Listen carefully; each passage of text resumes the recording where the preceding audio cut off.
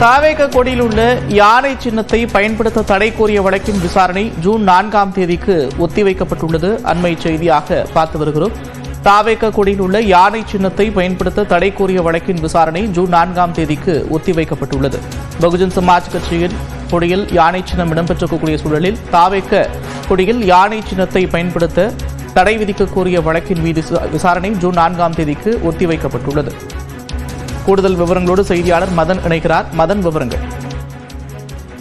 பகுஜன் சமாஜ் கட்சியின் தமிழக பொதுச் செயலர் பெரியார் அன்பன் என்பதுதான் இந்த ஒரு வழக்கை சென்னை முதல் உதவி உரிமை நீதிமன்றத்தில் தாக்கல் செய்திருந்தார்.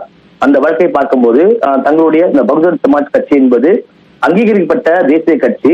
அது மட்டுமல்ல, கட்சியின் சின்னம் என்பது யானை சின்னம். இதனை தேர்தல் ஆணையம் அங்கீகரித்துள்ளது.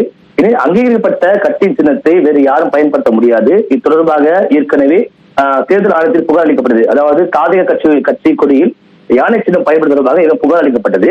எனவே தற்போது தாதக கட்சி கொடியில் யானை சின்னத்தை பயன்படுத்த தடை விதிக்க வேண்டும் என்றுதான் இந்த ஒரு மனுவில் கோரிக்கை வைக்கப்பட்டது. ஏற்கனவே இந்த வழக்கை விசாரித்த சென்னை உரிமையியல் நீதிமன்றம் தாதக கட்சி தலைவர் விஜய் மற்றும் பொதுச் செயலர் புசியானந்த் ஆகியோர் பதிலளிக்க வேண்டும் என்று உத்தரவிட்டிருந்தது.